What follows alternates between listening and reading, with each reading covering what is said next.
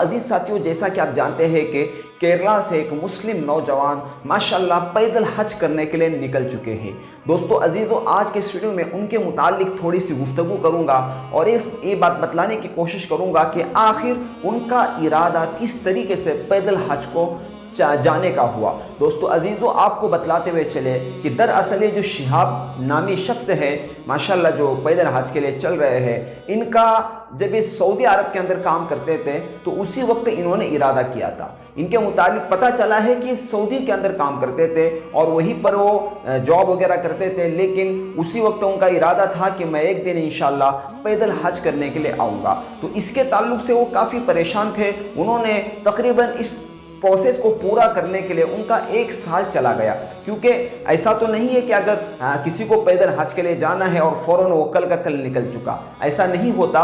उसके लिए कुछ प्रोसेस होते हैं, उसके लिए कुछ कंडीशन होती है। तो उन्होंने वहाँ से इजाज़त लेने के लिए भी उनको काफ़ी टाइम लगा। तकरीबन 1 साल का टाइम उनको पूरा का पूरा लगा है सऊदी अरब की हुकूमत से इजाज़त लेने के लिए। तो दोस्तों, जब उन लोगों को सऊदी की जो हुकूमत है उनको पता चला कि शिहाब नामी शख्स पैदल हज को आ रहा है, तो काफ़ी ताज्जुब हुआ उनको कि पैदल हज किस तरह किया जा सकता है। बिल आखिर उन्होंने इजाज़त दे दी और शिहाब जो है माशाल्लाह उन्होंने सफ़र तय किया।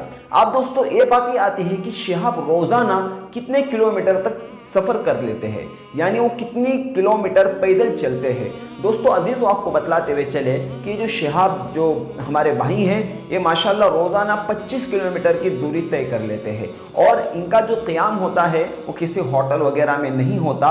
ये मस्जिद के अंदर अपना क़याम कर लेते हैं, फिर दूसरे दिन वहाँ से आगे निकलते हैं। इनके पास कोई रुकने का ठिया वगैरह का कोई सामान भी इनके पास नहीं है, लेकिन उनका ये कहना था कि आगे चलकर जब मेरा सफ़र काफ़ी लंबा हो जाएगा तो उस वक्त मुझे तंबू वगैरह लेना पड़ेगा, यानी जिसके ज़रिए से कहीं पर तंबू लगाकर सोना पड़ेगा, क्योंकि जब आगे रेगिस्तानी इलाके आएंगे तो उस वक्त में वहाँ पर चूँकि कोई मस्जिद भी नहीं होगी तो वहाँ पर क़याम कैसे करेंगे। तो उनका ये कहना था कि मैं तंबू वगैरह खरीद लूँगा ताकि रास्ते में मैं उसको ठोक कर वहाँ पर मैं उसके नीचे आराम वगैरह कर लूँ। दोस्तों आपको बतलाते हुए चले कि शिहाब नामी जो शख्स है, इनका जगह जगह पर इस्तकबाल हो रहा है। मलियाम के एक सदर है, उन्होंने भी कहा कि इनका हमें इस्तकबाल करना चाहिए क्योंकि अल्लाह के मेहमान हैं और अल्लाह के नबी सल्लल्लाहु अलैहि वसल्लम के शहर जा रहे हैं। इनका हमें पुरजोर इस्तकबाल करना चाहिए, क्योंकि एक ऐसे माहौल में, पुरफितन माहौल में हज के लिए निकल चुके हैं, जबकि लोगों का हाल ये है कि नफ्सा नफ्सी का आलम है।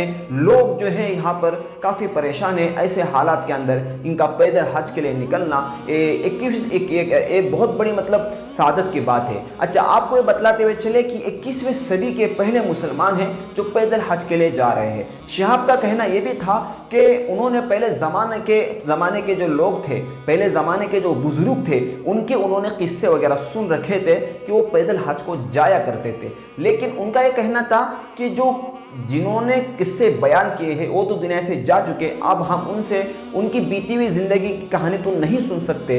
लेकिन फिर भी मैंने इरादा किया पैदल हज को जाने का, क्योंकि मेरे माँ की भी ख्वाहिश थी और मेरी माँ की दुआओं का ये वसीला भी है कि मैं पैदल हज को जा रहा हूँ। ये मेरी दिली ख्वाहिश और दिली तमन्ना थी। तो दोस्तों अजीज़ों, उनके लिए दुआ करें कि अल्लाह ताला उनको आफियत के साथ पहुँचाए। आपको बतलाते हुए चले कि शिहाब जो है ये तकरीबन 8600 यानी 8600 किलोमीटर से ज़्यादा की मुसाफत तय करके 2023 के फरवरी तक या हज के मौके पर 2023 में मक्का के अंदर पहुंच जाएंगे। ये भारत, पाकिस्तान, ईरान, इराक और कुवैत और उसके बाद सऊदी अरब तक पहुंच जाएंगे। इन बहुत सारे दोस्तों का ये कहना है कि वो किस तरीके से रास्ता तय करेंगे, क्योंकि रास्ते के अंदर समंदर भी पड़ता है, रास्ते के अंदर रास्ता भी नहीं होगा, समंदर के अंदर से वो कैसे जाएंगे। तो उनको बतलाते हुए चले कि जिस रास्ते से जा रहे हैं, मक्का का सफ़र तय कर रहे हैं, तो इसमें कोई समंदर नहीं पड़ता है, समंदर के आसपास से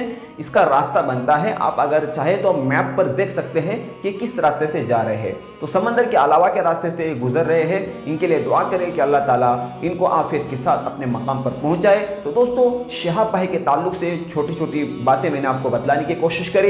इंशाल्लाह उनके ताल्लुक से जो भी हमें अपडेट मिलेगा वो आपको बतलाएंगे। तब तक दुआओं में याद रखें, उनके लिए भी खास तौर पर दुआ करें।